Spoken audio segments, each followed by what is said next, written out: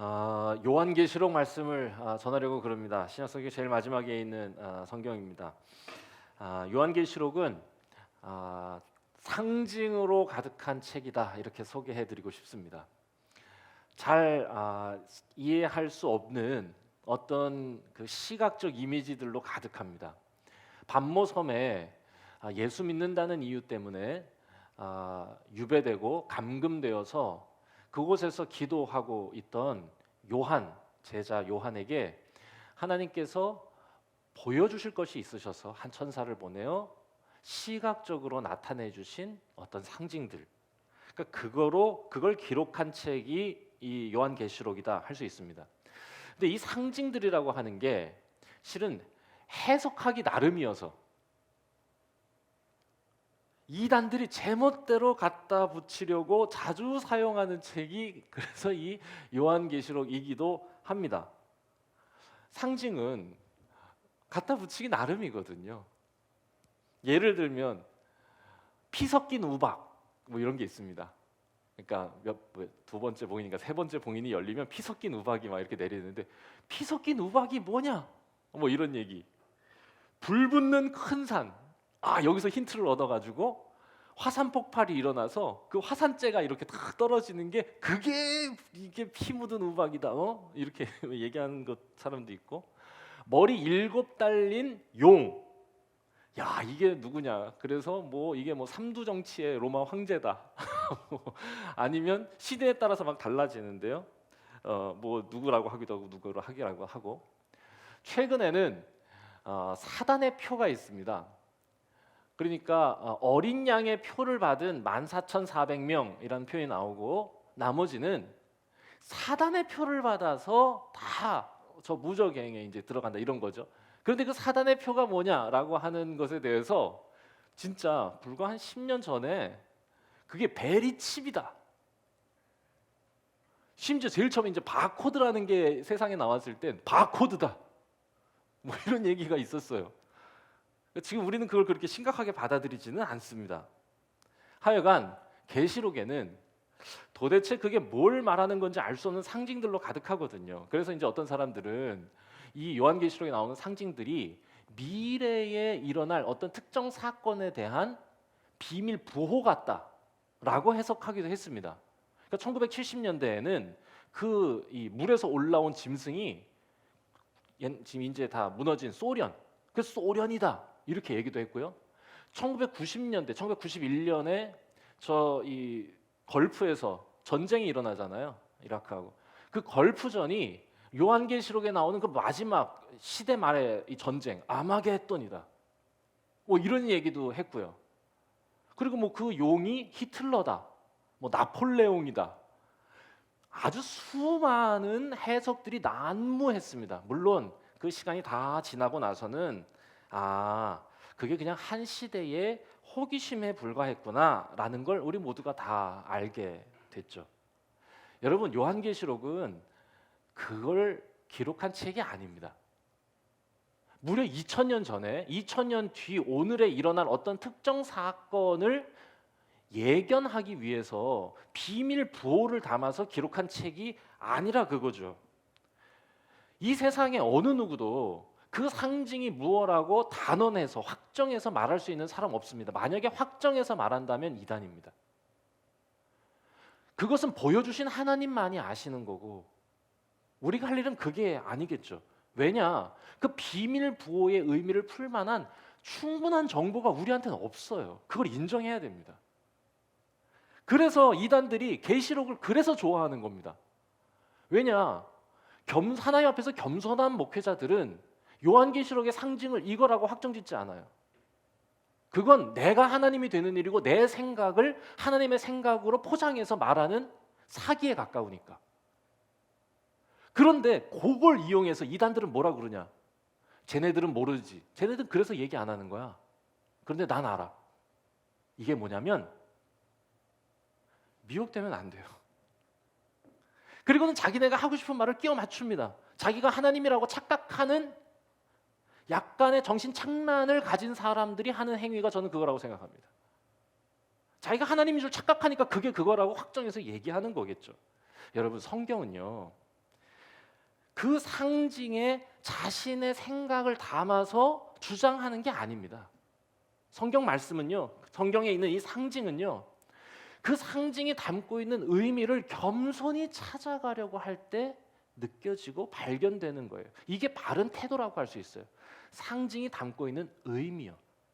상징이 얘기하는 특정한 사건, 사실이 아니라. 자, 오늘 그래서 여러분과 이걸 나누려고 하는 건데요.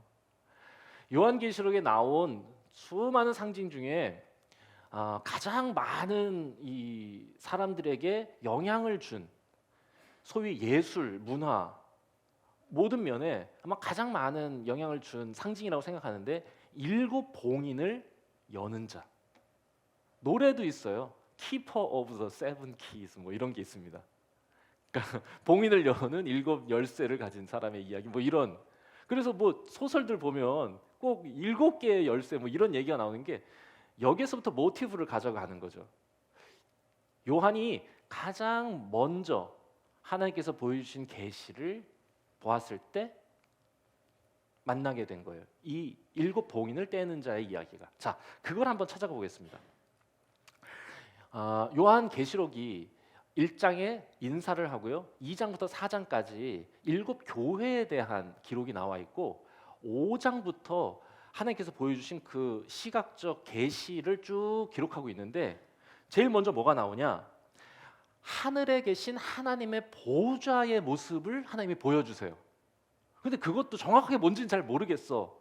무슨 뭐 옥보석, 녹보석 뭐 이런 얘기도 막 나오고. 근데 그림을 그려보면 보좌에 하나님이 이렇게 앉아 계시고 그 주위를 무지개가 둘러싸고 있더라. 이건 조금 시각화됩니다. 그리고는 이 옆에 누가 있냐면, 아마 이쪽에 12, 이쪽에 12 아마 이렇게 세우셨을 것 같은데 24장로라고 돼 있습니다.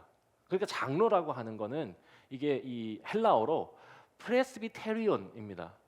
그래서 이거를 장로교가 프레스비테리온이라고 하잖아요. 이 단어를 가지고 온 건데, 프레스비테리온이라고 하는 이 헬라어 단어는 존경받는 자, 성숙한 자라는 뜻입니다. 그러니까 하나님 앞에서 인정받고 사랑받는 24장로가 양쪽에 서 있고, 그리고 꼭 그 주변에 또 네 생물이 그렇게 서 있어요. 네 생물은 신기한 생물이에요. 우리 잘 모르는 신기한 생물이 넷이 이제 그 하늘 보좌를, 그러니까 이 표현은 뭐냐? 거룩한 하나님의 보좌를 묘사하는 이 부분이라고 할 수 있습니다. 그리고 나서 5장이 시작돼요. 그러면서 이렇게 시작합니다. 뭐라고 시작하냐? 보좌에 앉으신 이의 오른손에 두루마리가 들려있다. 바로 그 보좌에 하나님이 다 여기에 두루마리를 들고 계시네. 두루마리는 뭐의 상징입니까? 말씀의 상징이죠. 말씀은 무엇의 상징이냐? 새 창조의 시작입니다. 하나님께서 세상을 말씀으로 창조하신 것처럼 두루마리가 있다는 거예요. 그런데 이 두루마리가 어떻게 되어 있냐? 거기에 7개의 봉인이 달려 있더라. 뭔가 중대한 메시지를 담은 왕의 문서인데, 그걸 들고 계신 이 하나님의 모습이 보이고, 그때 한 천사가 딱 나와가지고 이렇게 소리를 쳤답니다. 누가 이 두루마리를 펼 것인가? 누가 7 봉인을 떼고 이 왕의 소식을 세상에 전하겠는가? 라고 외쳤다는 겁니다. 자, 이게 오늘 말씀의 메시지입니다. 첫 번째 상징이 우리에게 보여주고 싶고 알려주고 싶은 메시지. 누가 열 것인가? 두루마리에는 새 하늘과 새 땅을 여는 하나님의 말씀이 적혀 있는데, 누가 그 두루마리를 열어서 새 시대를 열 것인가? 누가 새 날의 주인이 될 수 있는가? 이게 이 요한을 통해 이야기하고 싶으신 거예요, 하나님께서. 그리고 요한이 하나님이 계신 우리에게 보여주면서 전하고 싶은 거, 누가 열 수 있는가 이거죠. 누가? 요한이 그 천사의 외침을 듣고는 오늘 말씀에 보니까 하늘 위에나 땅 위에나 땅 아래나 어디에도 그것을 펼 수 있는 자가 없었어요. 그래서 울기 시작합니다. 이렇게 우는 거야. 그게 계시가 보였는데 누가 열 것이냐 이랬는데 안 보여. 그 키퍼 오브 더 세븐 키, 그가 안 보이는 거야. 그래서 울기 시작합니다. 요한이 울고 있을 때 5절에 보니까 24장로 중에 한 사람이 나와서 울고 있는 요한을 위로합니다. 뭐라고 위로하냐? 울지 마라. 유다 지파의 사자. 이게 유다 지파의 사자. 이게 사자가 보내심을 받은 사람 이게 아니고 진짜 사자입니다. 라이온. 더 라이온 오브 유다야. 사자. 그러니까 유다 지파의 라이온 그가 열 것인데 그 유다 지파의 사자가 누구냐? 다윗의 뿌리. 우린 벌써 여기서부터 딱 느낌 확 왔어. 누구야? 이분이 누구십니까? 예수님이지요. 그렇지, 느낌 확 왔지. 그분이구나. 그분이 사자시구나, 사자. 그래, 그거 보여주시겠어. 그래서 여러분 누구야? C.S. 루이스의 그 유명한 소설 있지 않습니까? 거기서 그래서 사자 나오는 거야. 그 사자가 그 사자야. 그런데 사자, 그러니까 우리는 예수님의 등장을 확 기대하는데요. 어떤 모습을 기대하냐? 요한계시록 1장에 그 예수 그리스도에 대한 묘사도 시각적으로 하고 있는데요. 이렇게 표현합니다. 발은 빛난 주석 같고 음성은 많은 물소리 같고 손에는 7별이 들렸고 입에서는 날선 검이 나오고 얼굴은 해같이 빛난다. 영광스럽고 빛나고 위대하고 웅장한 사자의 등장을 기대하게 하는 거죠. 자, 그런데 그의 눈에 보인 거, 이 요한의 눈에 보인 이 예수님, 그 7 봉인을 떼는 자의 모습은 우리의 기대를 뒤엎어 버립니다. 6절, 내가 또 보니 보좌와 네 생물과 장로들 사이에 사자가 아니라 한 어린 양이 섰는데, 게다가 이 어린 양이 싸움에서 승리한 힘센 사자도 아니고 그냥 양도 아니고 싸움에서 패배한 죽임을 당한 양입니다. 그 어린 양이 서 있는데 그 양은 일찍이 죽임을 당한 것 같더라. 사자 같은 강한 정복자의 모습이 아니라 우리의 기대를 뒤엎는 죽임을 당한 어린 양의 모습이 내 눈에 보이더라. 그가 새 시대를 여는, 그가 새 날의 주인이다 라고 하나님이 요한을 통해서, 요한이 계시록을 통해서 우리에게 보여주는 겁니다. 그리고 7절, 그 어린 양이 나와서, 그냥 서 있는 줄 알았는데 그 일찍이 죽임을 당한 것 같은 어린 양이 나와서 그 하나님 보좌에 앉으신 이의 오른손에서 두루마리를 취하셨다. 그리고 이어지는 이야기는 7 봉인이 하나씩 떼어지는 이야기가 쭉 이어지는 거죠. 이게 하나님께서 요한을 통해 주시는 메시지입니다. 누가 열 수 있는가? 저는 오늘 여러분과 이것을 나누고 싶어요. 이게 하나님이 예수 그리스도를 통해서, 예수 그리스도께서 그의 성령의 은혜로 계시를 통하여 우리에게 알려주시려는 새로운 날, 우리는 새로운 날을 만드는 사람들입니다.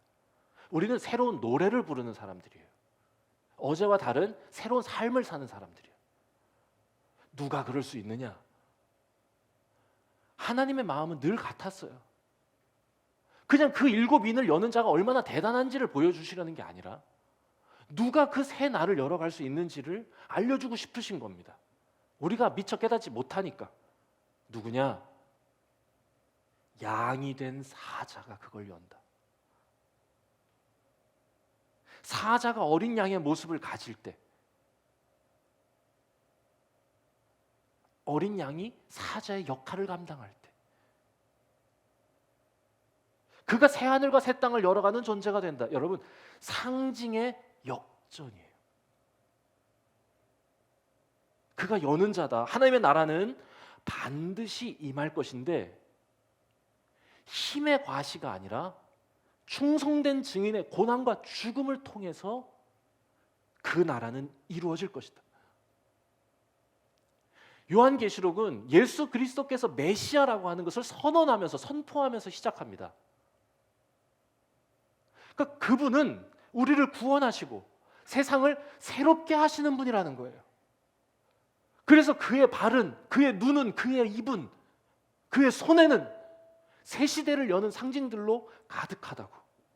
그런데 요한이 전하려고 하는 메시지는 뭐냐? 그분은 바로 그 메시아이신 예수 그리스도, 그분은 우리가 예상하는 방법 혹은 우리가 사용하던 방법이 아니라 가장 놀라운 방법으로 그 일을 감당하신 분이고 하시는 분이며 하실 분이라고 전하고 있는 겁니다. 힘의 시대, 로마보다 더 힘센 사자가 되어서 세상을 정복하시는 분이 아니라 어린 양이 되기를 자처하셔서 세상의 폭력을 자신의 몸에서 멈추게 하시는 분입니다. 여러분, 저는 이 메시지가 굉장히 준엄하게 들립니다. 이게 새 시대 하나님의 두루마리를 여는 자의 자격이라는 거예요. 어린 양이 된 사자와 같은 어린 양이 그 두루마리를 연다. 여러분, 왜 이걸 말하는 거겠어요? 예수님이 얼마나 겸손한 분이셨는지, 그분이 얼마나 대단한 분이셨는지 박수를 쳐라? 아니요. 우리는 그냥 박수를 치면서 아이고 우리 주님이 나를 위해서 이런 걸 해주셨어 라고 기뻐서 박수만 치지 말라. 따르라는 겁니다.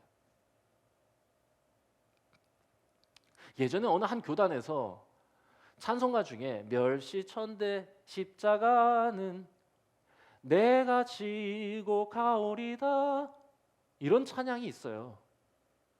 그런데 이 부분을 그 어떤 특정 교단이 이렇게 바꿔 부릅니다.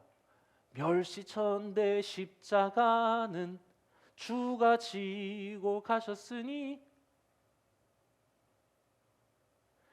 착각이 지나쳐도 유분수죠. 이건 하나님의 마음을 몰라도 너무 모르는 겁니다.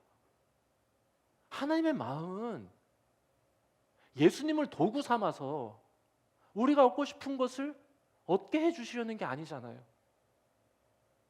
예수님을 길과 진리로 믿어서 그가 가신 길을 너희도 함께 따라오라고. 혼자 오지 않게 하겠고 거룩한 영이, 그리스도의 영이 네 손을 잡아줄 거라고. 그러니 믿고 따르라고. 이게 성경이 우리에게 전해주신 메시지잖아요. 따르라는 거죠. 누가 새 시대를 열 거냐? 양이 된 사자요. 너희는 어떤 존재여야 하느냐? 양이 된 사자요. 양이 된 사자라. 우리 예수 그리스도를 따르기 위해서 우리가 해야 할 것 두 가지를 제 부족한 생각으로 정리를 좀 해봤어요. 저는 이 정도까지밖에 잘 정리는 안 되지만 여러분들 각자에게 주신 하나님의 선물인 상상력을 통해서 여러분의 삶에도 적용해 보셨으면 좋겠다. 제가 이렇게 적용해 보려고 합니다. 첫 번째는 뭐냐? 힘으로 다른 사람을 누르려는 시도를 멈춰야 그분 따라가겠다. 그러니까 새 시대를 여는 양이 된 어린 양, 그분이 새 시대를 연다고 했으니 주님이 우리에게 요구하시는 게 뭔가? 우리가 오랫동안 당연시 여기며 사용해 왔던 내 삶의 방식 중에 나를 괴롭히는 사자보다 내가 더 힘센 사자가 되어서 복수하려는 시도, 혹은 양 같은 사람이 내 앞에 있을 때 나는 더 포악한 사자가 되어서 힘으로 억누르려 했던 그런 시도들을 멈춰보라는 겁니다. 그게 우리 모두에게 너무 익숙한 일이니까.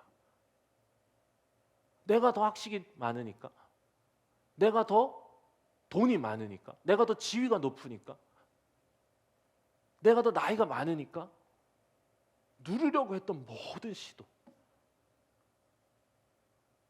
그거를 멈추고 예수 믿는다고 하면서도 여전히 그러고 있다면 당장 이 모든 시도들을 멈추고 회개하고 용서를 구하라는 겁니다.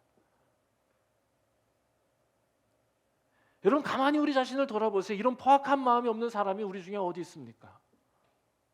우린 태생이 그래요. 얼마나 자주 얼마나 심하게 힘으로 다른 이를 아프게 합니까? 신앙의 여정이라고 하는 건 이런 노력 하나하나를 우리의 삶에 쌓아가는 노력이라고 생각해요. 그런 과정이라고 생각해요. 오늘 또 하나님이 우리에게 말씀을 통해서 깨닫게 하시는 겁니다. 우리의 삶에 쌓아가야 할 노력 뭐냐? 어린 양이 되는 거예요. 힘으로 다른 사람을 누르려는 시도를 멈추는 거야. 예수님께서 이 땅에 오셔서 그렇게 하셨던 것처럼 십자가 앞에서 내가 지금 당장에 12군단 더 되는 천사 데려다가 너희들 한 방에 그냥 날려보낼 수 있다고. 하지만 힘으로 그들을 제압하지 않으시고 오히려 양이 되어 십자가에서 피를 흘리시는 하나님의 방법을 선택하신 거다, 그거죠. 그런데 그분이 새 시대를 여셨다는 거 아닙니까? 저는 지금까지 저는 모태 신앙이고 어려서부터 교회를 다녔기 때문에 예수님 닮아서 산다는 거를 잘 모르는 사람이라고 생각했어요. 왜냐면 고민 없이 교회를 다녔으니까. 그래서 어느 순간 제 스스로 예수님을 믿기 시작하면서부터는 예수님 믿는다는 게 뭔지 구체적으로 한번 써보자고 생각했어요. 하나하나. 안 그러면 한 치도 주님 앞에 못 갈 것 같아. 말로는 예수 믿는다 하고 예수 따른다고 노래도 하고 기도도 하고 고백도 하지만 실은 그게 뭔지를 잘 모르니까 규명이 안 되고 정리가 안 되니까 뭐 하나 못 하는 거예요. 그래서 제가 하나하나 적어왔던 아마 10년에 하나씩 정도였을 거라고 생각하는데 제일 처음에 제가 깨달은 건 다른 사람을 위하여였습니다. 주님은 맞아. 주님의 삶에는 자기 자신을 위하여 다른 사람을 해하신 적이 없어. 그러니 나도 다른 사람의 유익을 구하면서 사는 거 그러면 그 순간만은 내가 예수님 닮을 수 있겠다. 그래서 그거 하나 적어놨고 그 다음에 뭐라고 적었냐? 제가 종종 쓰는 표현인데 서로를 지키는 자가 되는 것. 우리 주님이 우리를 지켜주신 것처럼 가인이 아벨을 못 지켜서 세상에 악이 들어온 것, 그것을 끝내려면 가인이 아벨을 지켜주기 시작하면 되겠다. 나는 그렇지, 나에게 맡겨주신 내가 만나게 되는 나의 세상에 많은 사람들의 키퍼지. 그래서 I am the keeper라고 제 또 모니터에 적어보기도 하고. 그리고 제가 제일 좋아하는 표현이었는데 그냥 키퍼가 아니라 다른 사람을 위하여 하고 키퍼, 요거 조금 뭉치면 안 될까? 그래서 찾아낸 제가 생각한 가장 놀라운 표현, 다른 사람을 꽃 피우는 인생. 이야, 이거는 맞아. 이건 진짜 예수님 같다. 내가 재료가 돼서 다른 사람의 인생이 이렇게 빛나게 되고 꽃필 수 있다면 그 순간만은 진짜 내가 예수님 닮은 순간이 되겠다. 자, 오늘은 거기 하나를 더 첨가하고 싶습니다. 어린 양이 되는 것이요. 예수님 믿으라고 입으로만 말할 뿐 힘으로 아랫사람을 억누르려 하는 목회자가 있다면 가짜입니다. 강요하고 통제하고 판단하고 정죄하는 성도가 있다면 그 역시 가짜입니다. 우리가 정말로 예수님 믿으면 예수 그리스도의 영이 우리 안에서 우리의 마음을, 생각을 다스리셔서 그 일이 부끄럽게 여겨지게 하실 것이기 때문에 그렇습니다. 예수님 참으로 닮아가기 원하고 따르기 원하는 분이라면 오늘 말씀 앞에서 어제 자신을 돌아보고 하나님 앞에서 회개하시고 나에게 상처 입은 자들에게 용서를 구하시길 바랍니다. 그리고 새날을 여는, 봉인을 여는 자 되었으면 좋겠습니다. 두 번째, 제가 또 이걸 더 구체적으로 적용해 봤는데 이건 정말 저한테 힘든 일이었어요. 이거를 쓰는 것 자체가 너무 힘들었어. 그런데 이걸 쓸 수밖에 없어. 뭐라고 썼냐? 사랑으로 고난을 감수해야 한다. 고난을 감수해야 한다. 사자가 어린 양이 되신 이유를 곰곰이 생각해 보니까 깨달아진 거예요. 사자가 어린 양이 되신 이유는 뭐냐? 사자가 아니라 그래야 폭력이 멈추기 때문입니다. 그래야 세상에 속하지 않은 승리, 세상의 것과 다른 승리를 우리 하나님께서 얻으실 수 있기 때문에 그렇습니다. 이 모습을 배우고 따라야 되는 거예요. 내가 그것을 내 몸에 받아내야 거기서 폭력이 멈추는 겁니다. 그래서 저는 이 일이 단지 노력, 결단이 아니라 몸부림에 가깝다라고 생각했어요. 성경에 나오는 선한 싸움, 칼로스 아곤, 선한 몸부림. 우리 본성이 살아있다면 이 일은 불가능할 거라고 저는 생각합니다. 폭력을 내 몸으로 받아내는 거니까요. 저는 여기서 교회가 할 일도 생각해 봤습니다. 교회가 할 일은 세상과 싸우는 게 아닙니다. 우리의 세를 과시하면서 광장에 모여서 깃발을 들고 힘겨루게 하는 게 아니에요. 그렇게 하면 대단한 신앙인 것 같이 보이겠지만 그건 적어도 세상의 방법을 차용해서 사용하는 하나님의 마음을 아프게 하는 길이라 저는 생각합니다. 꼭 이상한 사람들이 어디에나 있지 않습니까? 그 무슨 보존의 법칙이라고 하죠. 그래서 항상 비슷한 비율이 항상 있어요. 교회 안에도 꼭 그런 사람이 있고 학교에도 그런 사람이 있고 직장 안에도 그런 사람이 있는데 내 주변에 다 괜찮은 사람들 뿐이라면 내가 그 사람이다. 뭐 이런 얘기 있지 않습니까? 기독교 안에도 그런 사람이 있죠. 그래서 자꾸 새 과시하려고 힘 과시하려 하죠. 그건 사자가 더 힘센 사자가 되려고 하는 오만입니다. 틀렸어요. 교회는요, 괴물의 공격 앞에서 자신을 내어주는 자입니다.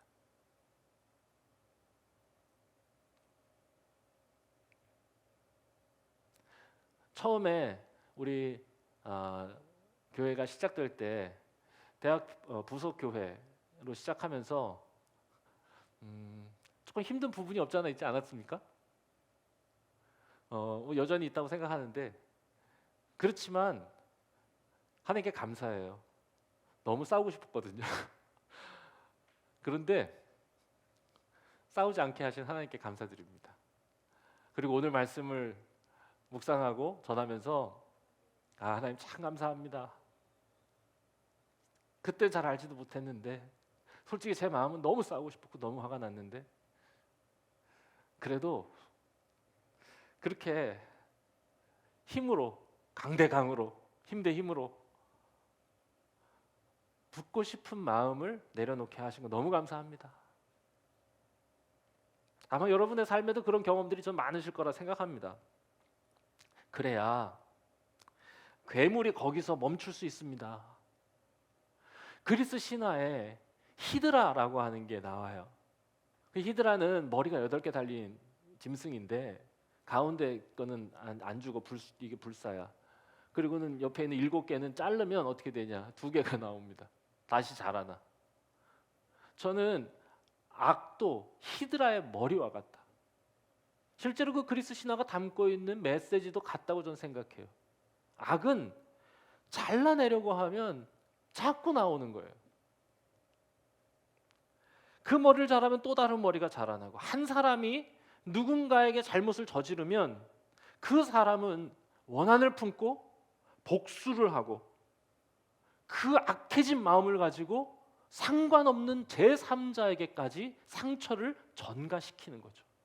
하나의 악이 2개로, 2개의 악이 4개로. 어떻게 멈추느냐? 이 악의 연속적 사슬을 어떻게 멈추느냐? 전염병 같이 번지는 거예요. 방법은 하나입니다. 코로나에 걸린 사람이 그 전염을 막기 위해 해야 될 일은 뭐죠? 자가격리. 세상의 악에 맞서서 살아가는 성도들이 새 시대를 열기 위해 감당해야 할 사명이 뭐죠?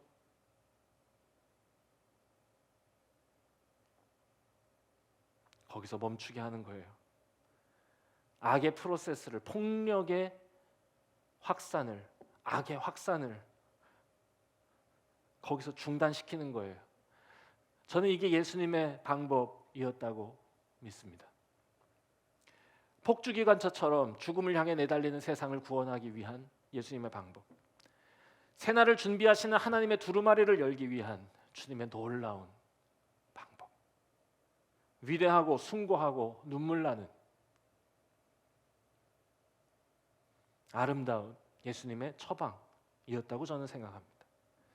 그렇다고 우리 하나님은 세상의 이 악을 자기네들이 하고 싶은 대로 그대로 내버려 두는 분이 절대로 아니시라는 거, 그게 또한 요한계시록의 선언이기도 합니다. 우리 하나님은 7 봉인이 열리면서 세상의 악을 치리하세요. 마치 알리와 포먼이, 전에도 한번 이런 얘기 한 적이 있는데, 알리와 포먼이라고 하는 위대한 두 복싱 전설이 이 경기를 가졌습니다. 알리는 테크니션이었고 포먼은 강펀치의 소유자였습니다. 젊고 팔이 길고 근육이 장대했던, 그래서 붕붕거리면서 막 알리를 몰아세우는데, 약간 나이가 들어서 전성기를 지나고 있었던 알리가 그 포먼을 상대할 힘이 없었거든요. 이 알리가 선택한 방법이 뭔지 아세요? 그 전술에 붙여진 이름이 있는데 그 이름을 제가 지금 기억은 못하겠지만, 링에 몸을 대고 링에서 이렇게 피하는 겁니다. 이렇게. 이건 복싱 전설에 계속 나오는 유명한 장면이에요. 포먼이 그렇게 때리려고 막 이렇게 하는데 다 받아줘요. 이렇게 다 피합니다. 이렇게. 누가 이겼는지 아세요? 알리가 이깁니다. 그리고 알리가 딱 이렇게 하고 있는 그 사진이 정말 명작이죠. 다 이 포먼이 포악질이라고 얘기하고 싶지는 않고요. 사단이라고 그걸 상정한다면 사단의 포악질을 다 받아주시는 예수님 같았어요. 아니, 그냥 그렇게 빗대고 싶어요. 그러나 우리 예수님은 마지막 십자가에서 피를 흘리시고 무덤에서 다시 사심을 통해서 회심의 카운터로 그 악의 실체를 다시는 일어나지 못하게 하신 분이다 라고 하는 게 성경의 증언이잖아요. 저는 이 승리를 믿고 오늘 예수님의 길을 따라가는 것이 신앙이라 여러분과 나누고 싶고, 또 그렇게 믿고 살아가고 싶습니다. 부디 우리 모두가 어둠의 사슬을 끊어내는, 폭력의 확산을 멈추는, 그렇게 새날 열어가는 예수님의 사람, 하나님의 나라 백성 되어가기를 바랍니다. 말씀 정리하겠습니다. 예수 그리스도만이 새 날을 여는 길이 되십니다. 내가 곧 길이요 진리요 생명이다. 바로 그 길이시죠. 그 길은 사자가 어린 양이 되기를 자처하는 길이고, 하나님의 최후 승리를 믿고 오늘 어린 양의 길을 걸어갈 때 우리에게도 열리는 길입니다. 더 강한 힘을 가져서 다른 이를 짓밟아 나의 나라를 세우겠다는 어리석고 병든 마음을 버리고 새날을 준비하시는 하나님의 백성 되어서, 새나라의 도구 되어서 예수님의 마음으로 어제와 다른 오늘을 살아가는 예수 사람 우리 모두가 되길 바랍니다. 기도하겠습니다.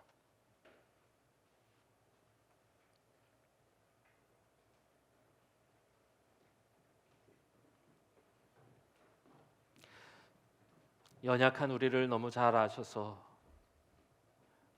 우리에게 찾아와 우리의 눈을 마주하시고 우리의 손을 잡아주시며 나와 함께 가자고, 나와 함께 짐을 지고 그 나라 향해 가자고 우리에게 찾아오신 예수님의 사랑을 오늘 요한계시록의 말씀 속에서도 발견합니다. 주님, 연약한 우리 부르셔서 우리의 손을 잡아주셔서 신앙으로 우리에게 허락된 인생의 여정을 걸어가게 하시니 감사합니다. 주님 손잡고 걸어가는 여정에서 주님 더 닮아가는, 주님이 가신 그 생명의 길, 구원의 길 우리도 따라가는, 그래서 마침내 주님께서 십자가에서 우리에게 허락해 주신, 이미 약속하신 그 영원한 생명, 그 구원의 감격 우리 모두가 누리며 살아가게 하여 주시옵소서. 이를 위하여 주님이 이 땅에서 사용하신 하나님의 사랑의 방법, 힘의 우위가 아니라 사랑의 우위를 통해 세상을 다스리는 그 놀랍고도 위대한 그 아름다운 방법을 저희도 깨닫게 하시고 그 일을 실천할 수 있게 저희를 도와주시옵소서. 마음이 약하고 힘이 없어서 그 일 잘 감당하지 못할 때 주여 우리를 불쌍히 여겨주시고 우리 각 사람에게 힘 주셔서 그 아름다운 사랑의 기적을 일구는 그렇게 세상의 폭력을 멈추는 우리 모두가 되게 하옵소서. 예수 그리스도의 이름으로 기도드립니다. 아멘.